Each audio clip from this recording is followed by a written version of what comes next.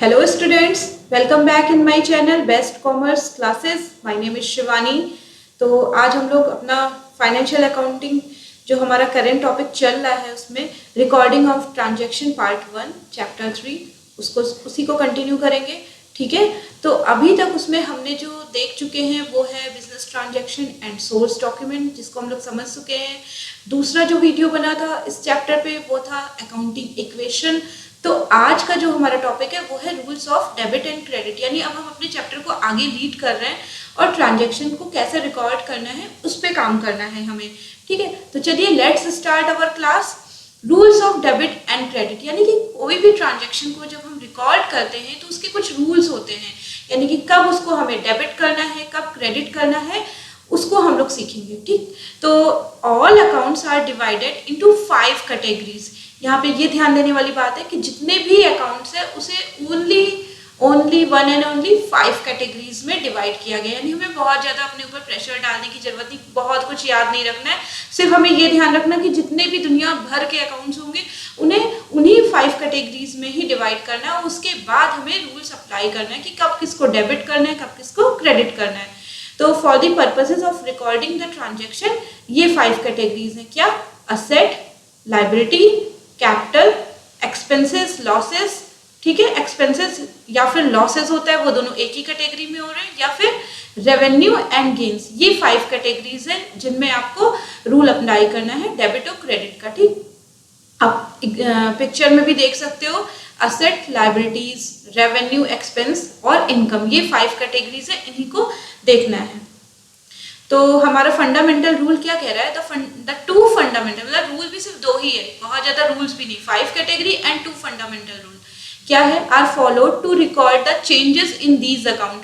ठीक है, इन अकाउंट्स को रिकॉर्ड करने के लिए 2 रूल्स हैं। पहला रूल है हमारा for recording changes in assets, expenses, losses, यानी एक्सपेंस और लॉसेस एक ही बात है। अगर एक्सपेंस करे हैं या फिर अगर आपको लॉस इनकर्ड हुआ है, ठीक है, तो आपको क्या करना है। और असेट, यानी कि आपको 2 कैटेगरी मिल गई, आपको असेट की कैटेगरी मिल गई और एक्सपेंस या फिर लॉसेस की कैटेगरी, यानी कि अगर ये टाइप के ट्रांजैक्शन है तो क्या रूल कह रहा है।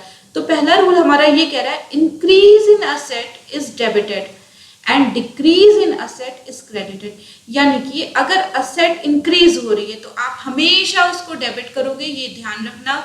और अगर असेट डिक्रीज यानी कि घट रही है तो हमेशा उसको आप क्रेडिट करोगे। अब इसका क्या मतलब हुआ? असेट का इंक्रीज यानी कि जैसे मान लीजिए आप बिजनेस कर रहे हो और आपने अपने बिजनेस के लिए या ऑफिस के लिए ऑफिस फर्नीचर खरीदे। आपके पास पहले 5 फर्नीचर थे, अभी फर्दर आपने एक और खरीदा, यानी कि असेट इंक्रीज हुई आपके ऑफिस के लिए। तो अगर इंक्रीज हो रही तो आप उसको डेबिट करोगे। और फॉर फ्यूचर मान लीजिए आपने कोई असेट जो है बेच दी जो खराब हो गई थी, तो असेट यहाँ पे डिक्रीज हो रही, तो यहाँ पे हम असेट को क्रेडिट करेंगे। ओके, अब ऐसे ही सेकेंड कह रहा है increase in expenses losses is debited and decrease in expenses and losses is credited, यानी कि अगर आपके खर्चे बढ़ रहे हैं तो आप उसको बढ़ रहे हैं तो आप उसको डेबिट करोगे, और अगर खर्चे आपके घट रहे हैं तो आप उनको क्रेडिट करोगे। वही सेम चीज लॉसेस के साथ है, यानी अगर आपने कोई ट्रांजैक्शन की, जैसे मान लीजिए ऑफिस फर्नीचर ही आपने बेचा, उसको बेचने में आपको लॉस हुआ तो लॉस आपका बढ़ गया, यानी आपका वो लॉस डेबिट होगा। और या फिर आपने ऑफिस फर्नीचर को जब बेचा तो वो आपको प्रॉफिट दे गया, यानी कि लॉस आपके घट गए यानी प्रॉफिट हुआ, तो यहाँ पे हमारा क्रेडिट हो जाएगा। ठीक, पहला रूल फंडामेंटल रूल हमने देखा असेट, एक्सपेंसेस और लॉसेस के लिए। ठीक, एक्सपेंस और लॉसेस को हम एक ही कैटेगरी में रखते हैं, यानी कि 2 कैटेगरी, असेट और एक्सपेंसेस को हमें बढ़ने पे डेबिट और घटने पे क्रेडिट करना है। सेकंड देखना है, सेकंड रूल हमारा ये कह रहा है for recording changes in liabilities and capital, revenue, gains. तो हमें अगर मान लीजिए चेंजेस किस में हो रहा है, लाइबिलिटीज में चेंज हो रहा है या फिर कैपिटल, या फिर नहीं लाइबिलिटीज में चेंज हो रहा है, कैपिटल में चेंज हो रहा है और रेवेन्यू में चेंजेस हो रही है, यानी ये 3 कैटेगरी, 2 हम पहले दे चुके, अब 3 कैटेगरी कौन सी? लाइबिलिटीज, कैपिटल, रेवेन्यू, इनमें कोई चेंज हो रहा है तो हमारा रूल हमें क्या कह रहा है? देखिए, increase in liabilities is credited and decrease in liabilities is debited, यानी कि जो पहला रूल था उसका जस्ट अपोजिट। अगर ये लाइबिलिटी हमारी बढ़ रही है तो हमें क्रेडिट करना है, और अगर लाइबिलिटीज हमारी घटेंगी तो हमको डेबिट करना है। ठीक है, देखिए जस्ट उल्टा है पिछले वाले का। लाइबिलिटी इंक्रीज होना क्रेडिट, लाइबिलिटी का घटना डेबिट, ठीक। वैसे ही increase in capital is credit और डिक्रीज हो रहा है कैपिटल तो डेबिट। ये कैपिटल अकाउंट है, यानी कैपिटल हमारी बढ़ रही है तो हमें क्रेडिट करना है, कैपिटल हमारी घटेगी तो हम उसे डेबिट करेंगे, ओके। तीसरा है हमारा कैटेगरी रेवेन्यू या फिर गेन। अगर हमारी रेवेन्यू और गेन बढ़ रही है, इंक्रीज हो रही है, तो हम उसे क्रेडिट करेंगे, और रेवेन्यू और गेन हमारी अगर घट रही है तो हमको उसे डेबिट करना है। लाइबिलिटीज का एक बार एग्जाम्पल के थ्रू बताती हूँ। लाइबिलिटीज का बढ़ना मतलब जैसे मान लीजिए आपने ऑफिस फर्नीचर खरीदा, ओके। ऑफिस फर्नीचर आपने कैश में नहीं परचेज किया है, आपने क्रेडिट में परचेज किया है, तो आपकी लाइबिलिटीज इंक्रीज हुई।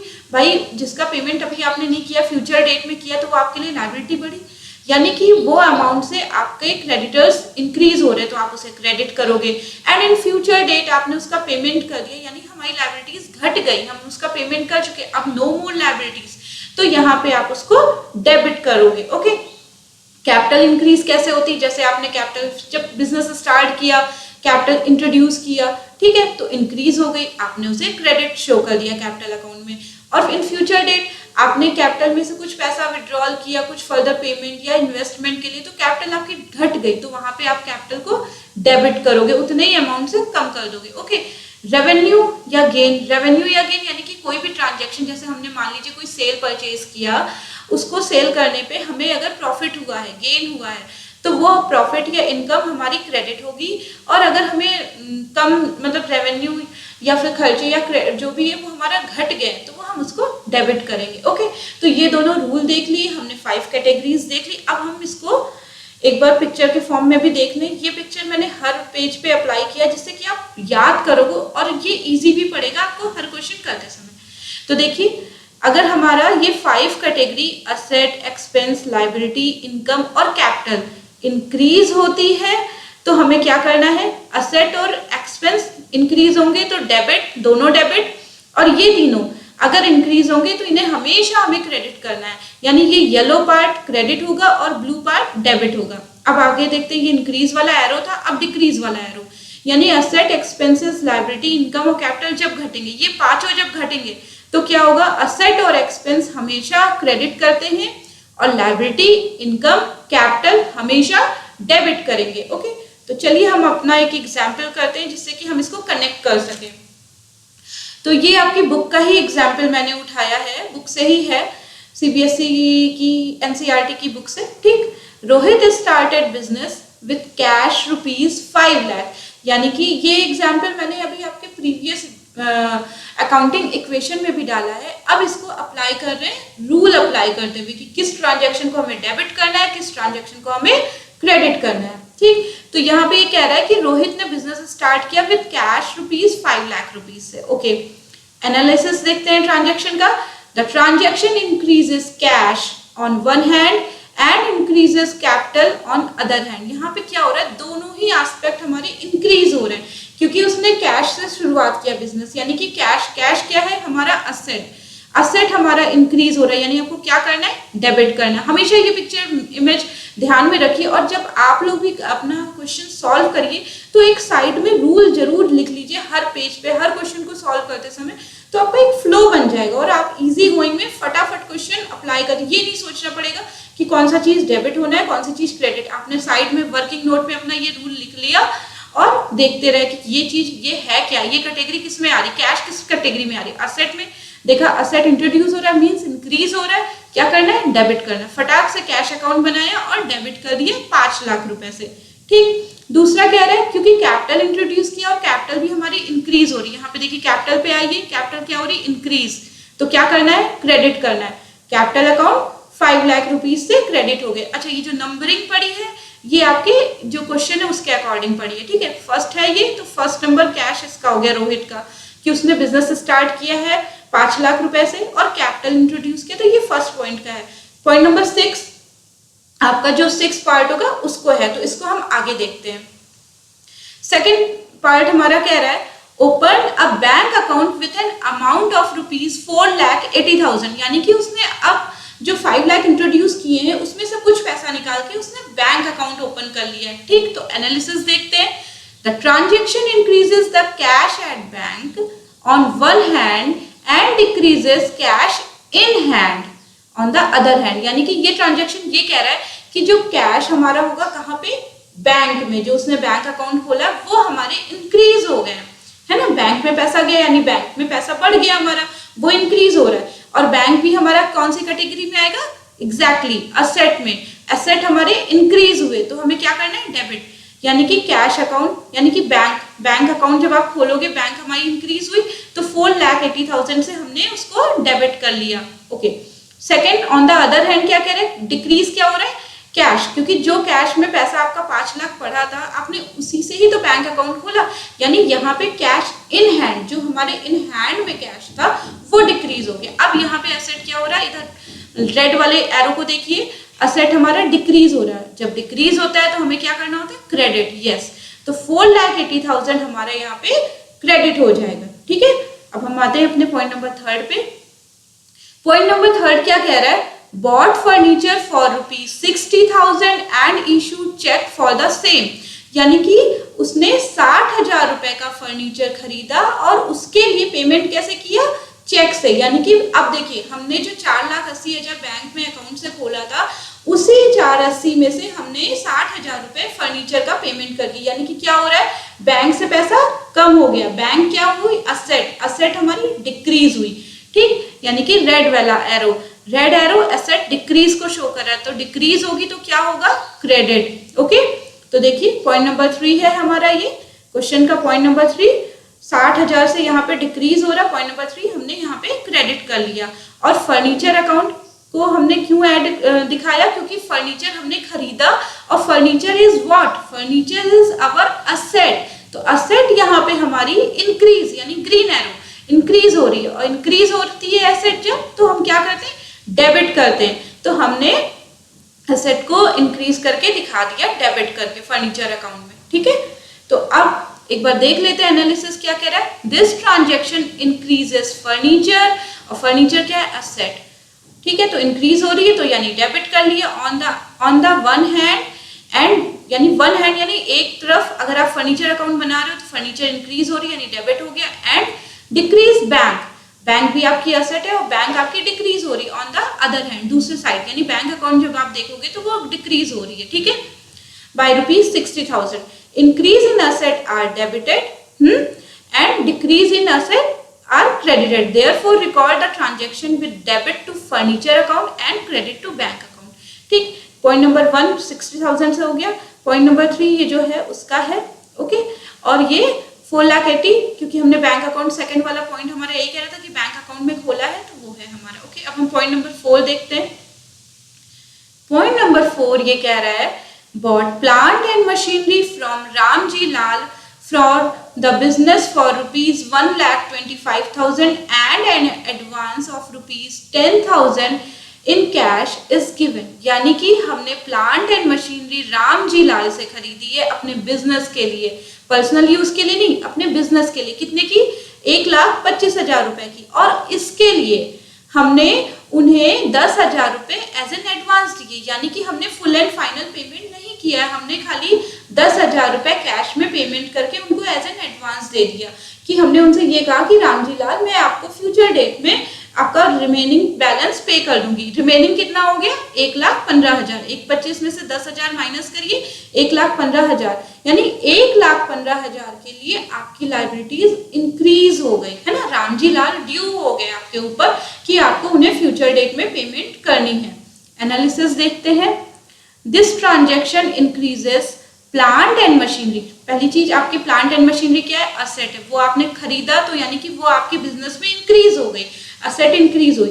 तो जब असेट हमारी इंक्रीज होगी तो हमें क्या करना है, डेबिट। एग्जैक्टली, तो असेट अकाउंट यानी कि प्लांट एंड मशीनरी अकाउंट हमने डेबिट कर लिया 1,25,000 से, हो गया ये। ठीक, आगे कह रहा है डिक्रीजेस कैश बाय ₹10,000। अब यहाँ पे ये कह रहा है हमारा कैश 10,000 रुपए से घट जाएगा, क्योंकि एट दैट मोमेंट हमने उन्हें 10,000 रुपए का कैश एज एन एडवांस दे दिया।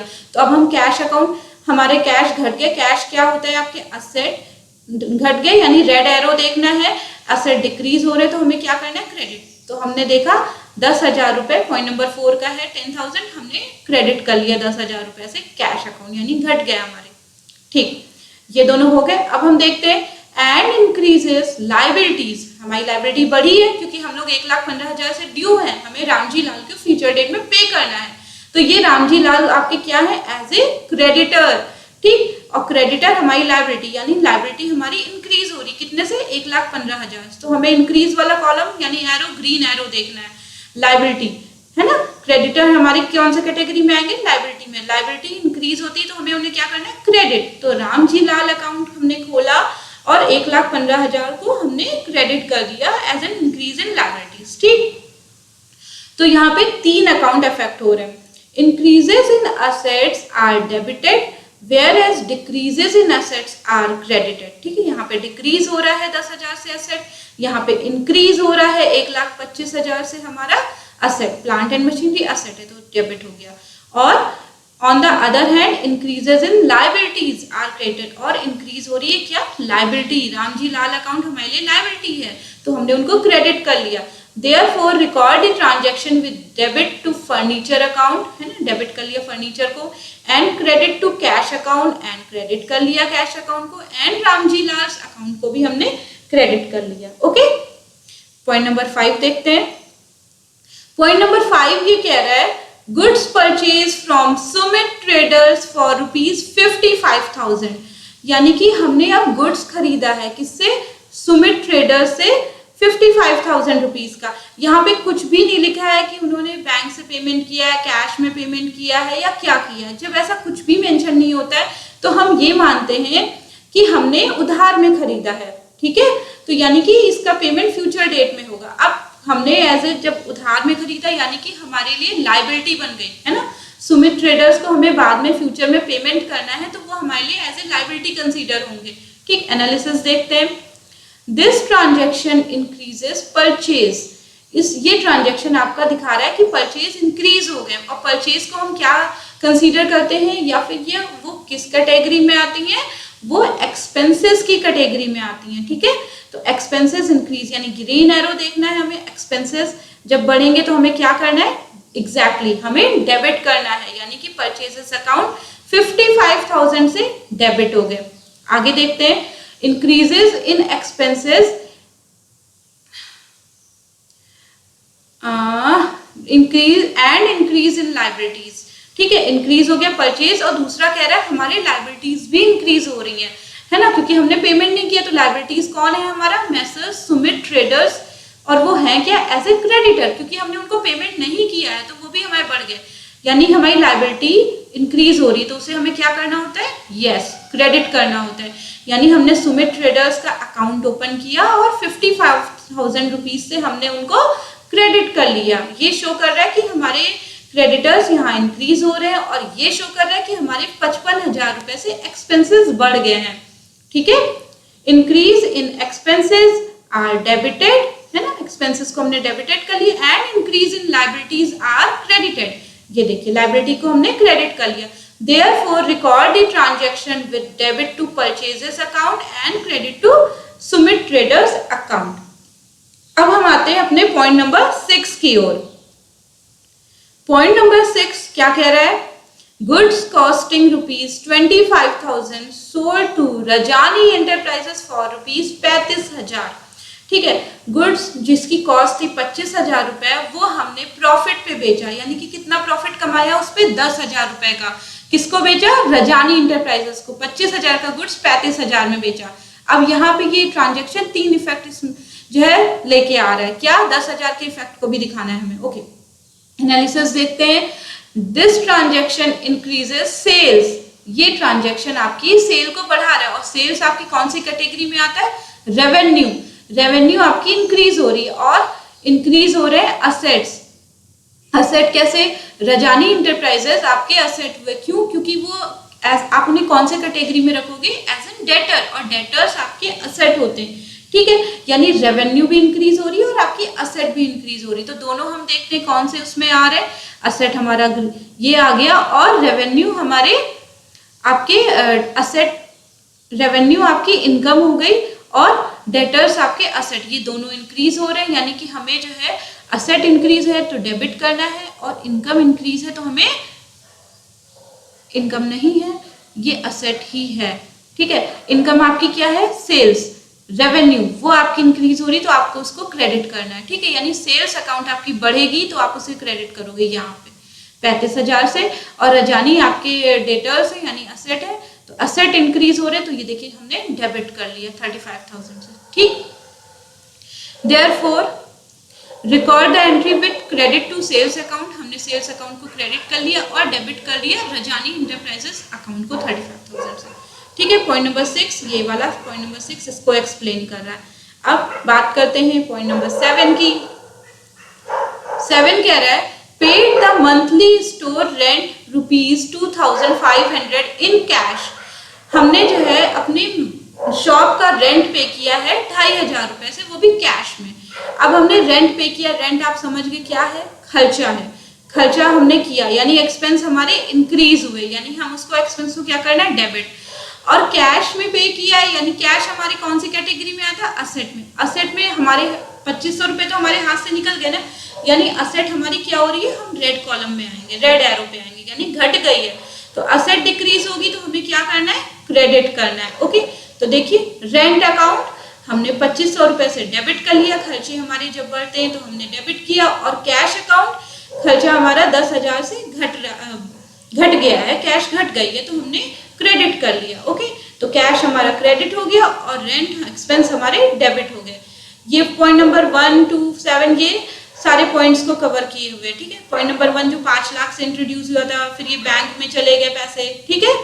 10,000 से हमने जो एडवांस पेमेंट किया है ना उसका है, और ये 7 रेंट का पेमेंट किया है, ठीक है। तो यहाँ पे यही कह रहे हैं analysis, the payment of rent is an expenses which decrease capital thus record as debits, credit cash to record decrease in asset, ठीक है। खर्चे आपके कैपिटल को कम कर देते हैं, है ना, तो इसलिए हम उसको डेबिट करेंगे, और कैश कम हुआ है इसलिए हम आपको इसको हम क्रेडिट करते हैं। चलिए नेक्स्ट पॉइंट देखते हैं, पॉइंट नंबर 8। पॉइंट नंबर 8 कह रहा है paid ₹5,000 as salary to the office employees, यानी कि ऑफिस के एम्प्लॉयज को हमने 5,000 रुपए एज ए सैलरी पेमेंट किया है। तो सैलरी भी हमारे लिए क्या आता है, कौन सी कैटेगरी में आएगा, एक्सपेंस, खर्चा ही तो हुआ हमारे लिए, है ना। तो खर्चे हमारे यहाँ पे 5,000 रुपीज से इंक्रीज हुए, खर्चे एक्सपेंसेस यानी इंक्रीज यानी ग्रीन एरो, तो हमें डेबिट करना है। और क्या कैसे पेमेंट किया है, अगर हमने कैश में पेमेंट किया है तो कैश हमारा असेट घट गया यानी रेड एरो देखना, एसेट डिक्रीज यानी क्रेडिट। अब तो आप लोगों को भी कनेक्ट हो ही रहा होगा और समझ में भी आ रहा होगा, है ना। एनालिसिस देखिए, the payment of salary is an expense which decreases capital दस आर रिकॉर्डेड एज डेबिट, ठीक है। तो सैलरी अकाउंट को हमने डेबिट कर लिया क्योंकि खर्चे हमारी कैपिटल को कम कर देते हैं, तो जब कम कर रहे हैं तो हमें कैपिटल रिड्यूस होगी तो हमें डेबिट करना होता है। अब कैसे पेमेंट हुआ है, credit cash to record decrease in asset, यानी हमें एसेट कम हो रही, कैश कम हो रहा है तो हमने 5,000 रुपए को क्रेडिट कर लिया, कैश घट गई है। तो ये 8 नंबर पॉइंट 5,000 रुपीज को दिखा रहा है कि कैश में पेमेंट हुआ है, ओके। पॉइंट नंबर 9 देखते हैं अब हम, received cheque as full payment from Rajani enterprises as deposited same day into bank, यानी कि इन्होंने रजानी इंटरप्राइजेस जो इनके ऐसे डेटर थे, है ना, उससे इनको पूरा पैसा मिल गया है और इन्होंने उसी दिन उसे बैंक में जमा कर दिया, यानी कि कैश आया और फिर कैश कम हो गया और ये कैश कहाँ पे बढ़ गया, बैंक में जाकर के बैंक को बढ़ा दिया, ठीक है। तो देखते हैं, this transaction increases asset, asset में यहाँ पे हमारी क्या है, बैंक, यानी बैंक में पैसा बढ़ा तो इंक्रीज हो रही है असेट यानी ग्रीन एरो, असेट इंक्रीज यानी डेबिट, यानी बैंक अकाउंट को आप 35,000 से देखोगे इंक्रीज हो रहा है ना। हमने 25,000 का गुड्स था 35 में बेचा था ना, तो 35,000 रुपए फुल एंड फाइनल पेमेंट हो गए, तो ये हमने डेबिट कर लिया।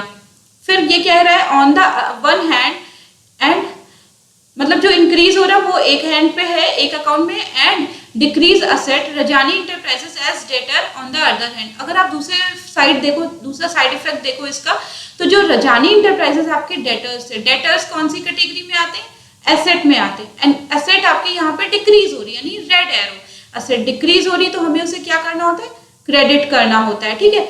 तो हम जो हमने पहले डेबिट किया था जब पेमेंट नहीं हुआ था 6 नंबर पॉइंट पे, हम एक बार देख लेते हैं।